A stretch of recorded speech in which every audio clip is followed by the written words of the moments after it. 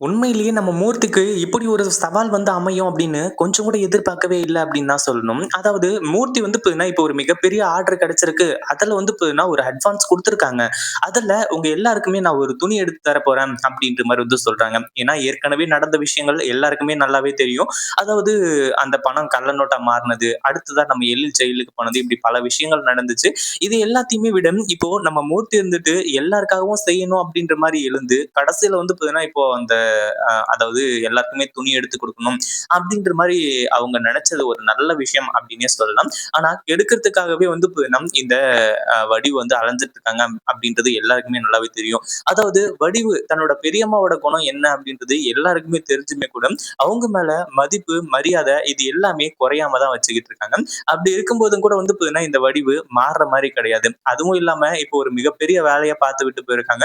இதுல வேற வந்து பார்த்தீங்கன்னா, இந்த குடும்பம் இப்ப என்ன பண்றதுன்னு தெரியலையே, ஒண்ணுமே புரியலையே அப்படின்ற மாரி நெனச்சுட்டு இருக்காங்க. அதுலயும் முக்கியமா இப்போ அதிர்ச்சி ஆகுறது யாரு அப்படின்னு பார்த்தீங்கன்னா, தனம் தான். தனம் ஏற்கனவே இது எல்லாமே தேவையில்லாத விஷயம் அப்படின்ற மாரி நெனச்சாங்க. பட் இருந்தாலும் வந்து பார்த்தீங்கன்னா, ஓகே இது எல்லாமே வந்து பார்த்தீங்கன்னா நல்லது தான். இப்போ தன்னோட புருஷன் எல்லாருக்குமே துணி எடுத்து குடுக்கட்டும் அப்படின்ற மாரி நார்மலா இந்த விஷயத்த கொண்டு போனாங்க. ஆனா கடைசியா என்ன ஆச்சு அப்படின்னு பார்த்தீங்கன்னா, இந்த ஒரு விஷயத்த சுத்தமா எதிர்பார்க்கவே இல்ல யாருமே. ஏன்னா ஆளாளுக்கு வந்து பார்த்தீங்கன்னா துணி எடுத்துக்கிட்டு இருக்காங்க. அதுலயும் ஹையஸ்ட்டா வந்து பார்த்தீங்கன்னா, நம்ம எழில் இருந்துட்டு இந்த ட்ரெஸ் நல்லா இருக்கு, இந்த புடவ உனக்கு நல்லா இருக்கும் அப்படின்ற மாரி சொல்லி கையலுக்கு எடுத்து குடுத்த அந்த புடவை வந்து பார்த்தீங்கன்னா, வெறும் ரூ. 4000 தான். அப்படி இப்படி டிஸ்கவுண்ட்ன்னு போனா கூட வந்து பார்த்தீங்கன்னா, கிட்டத்தட்ட ஒரு அதாவது அதிலேயே ஒரு ரூ. 200, ரூ. 300 குறையும். அப்படி இருக்கும்போது வந்து பார்த்தீங்கன்னா, எல்லாருமே அந்த ரேஞ்சில தான் எடுப்பாங்க. என்ன ஒரு ரூ. 5,000க்குள்ள எடுப்பாங்க. நம்ம பட்ஜெட்குள்ள அடைஞ்சிரும் அப்படின்ற மாரி வந்து நெனச்சு, நம்ம மூர்த்தி வந்து பார்த்தீங்கன்னா, ரொம்ப தப்பு கணக்கு போட்டாரு அப்படின்னு தான் சொல்லணும். வீட்ல இருக்கவங்க எல்லாரையுமே கூட்டிட்டு வந்தாங்க. ஏன் அவங்க பெரியப்பாவ கூட வந்து பார்த்தீங்கன்னா, இப்போ வந்து கூட்டிட்டு வந்தாங்க. அதுல எந்த ஒரு கஷ்டமும் கிடையாது, பிரச்சனையும் கிடையாது.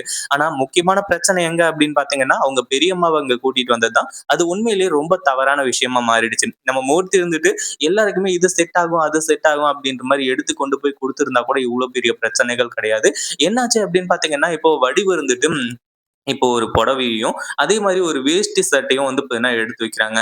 அதுல எவ்வளவு ரேட் போட்டிருக்கு அப்படின்னு பார்த்தீங்கன்னா, அந்த புடவை ரூ. 20,000வும், அந்த வேஷ்டி ஷர்ட் வந்து பார்த்தீங்கன்னா ரூ. 8,000 இவ்ளோ ரேட் போட்டிருக்கு. அதாவது நம்ம மூர்த்தி நெனச்சாரு ரூ. 30,000க்குள்ள எல்லாத்தையுமே அடக்கிடலாம் அப்படின்ற மாரி வந்து சொல்லி, ரூ. 30,000 கூட வந்து பார்த்தீங்கன்னா கொஞ்சம் இதுதான் அப்படின்ற மாரி வந்து சொல்லி நெனச்சாங்க. அதுலயே மீந்துரும் அப்படின்ற மாரி சொல்லி, ஆனா வடிவு எடுத்து வச்சிருக்க ட்ரெஸ்ஸ பார்த்தா அதுவே 30,000த்துக்கு கிட்டத்தட்ட வந்துடுது. அப்படி இருக்கும்போது மத்தவங்க யாருக்குமே துணி எடுக்க முடியாது.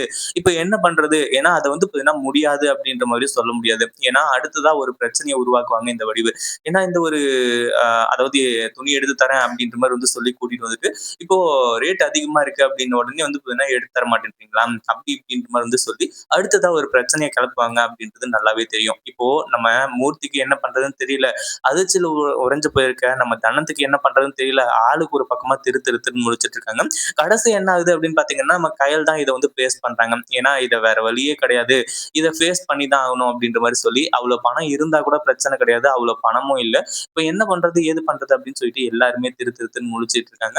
இந்த வீடியோ புடிச்சிருந்தா லைக் பண்ணுங்க, ஷேர் பண்ணுங்க. இப்பதான் நம்ம சேனலுக்கு ஃபர்ஸ்ட் டைம் வரீங்க அப்படின்னா, கீழ இருக்க சப்ஸ்கிரைப் பட்டன பிரஸ் பண்ணிக்கோங்க.